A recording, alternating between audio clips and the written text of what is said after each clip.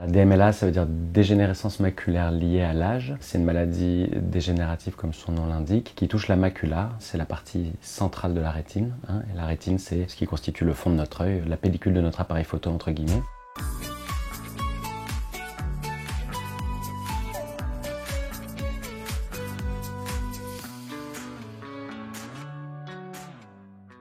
C'est la partie centrale de la rétine, donc c'est celle qui nous sert dans la vision de tous les jours. C'est la partie qui nous sert à fixer, à regarder, et notamment des choses précises. Donc quand cette zone est touchée, c'est très impactant et ça peut entraîner un handicap visuel. Il y a 3 formes décrites. La forme précoce qui est en fait une accumulation de déchets sous la rétine. En fait, au niveau de la macula, il y a des cellules de la vision qu'on appelle les photorécepteurs qui sont responsables de la vision, qui captent la lumière, et ces cellules, elles ont une partie qui est renouvelée en permanence par un mécanisme qu'on appelle le stress oxydatif. La lumière induit le stress oxydatif et elles doivent se renouveler. Quand elles se renouvellent, ça crée des déchets et normalement ces déchets sont mangés entre guillemets par la rétine, et là ces déchets s'accumulent et font ce qu'on appelle des drusènes sous la rétine, et donc ce sont des prémices de la DMLA. Les Américains parlent d'une forme de DMLA précoce, nous on parle de maculopathie liée à l'âge. On va différencier cette forme précoce qui va être un facteur de risque à part entière de DMLA, mais qui peut ne jamais dégénérer en DMLA, et donc les formes un peu plus tardives. Et là, il y a 2 types de DMLA. Classiquement, on parle de DMLA sèche et de DMLA humide. La DMLA sèche, c'est aussi ce qu'on appelle la DMLA atrophique. Là, ce sont des parties de la rétine qui dégénèrent petit à petit au niveau de la macula, et ça se fait sur des années et des années. C'est un processus assez lent, et c'est toujours bilatéral et à peu près symétrique. Et l'autre forme s'appelle la forme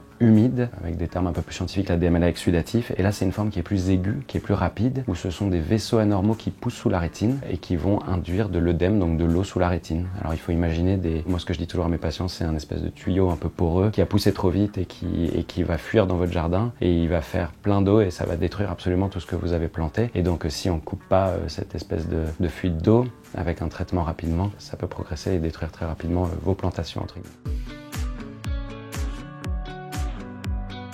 Donc pour la forme précoce, ce sont ces fameux drusènes qui s'accumulent sous la rétine et qui sont parfaitement asymptomatiques. C'est-à-dire que le patient ressent rien, et quand ça touche la macula, tous les symptômes sont communs à toutes les pathologies qui touchent la macula. Ça va être une baisse de vision, de loin ou de près, des déformations, c'est-à-dire que les gens vont se plaindre de voir des lignes déformées avec des vagues ou des lignes brisées, des amputations de certaines parties du champ visuel si c'est très évolué, voire même des lettres qui sautent. Ça touche notamment la vision de près. Ces gens sont très gênés à la lecture. Et si ça évolue à terme très fortement sur la forme atrophique et exudative, les 2 autres formes, ça peut carrément induire une malvoyance. Ça touche les 2 yeux, ça finit toujours par toucher les 2 yeux dans quasiment 100% des cas, mais ça peut être assez asymétrique. C'est pour ça que c'est handicapant, parce qu'on n'a pas un œil qui peut sauver l'autre en cas d'atteinte majeure d'un œil.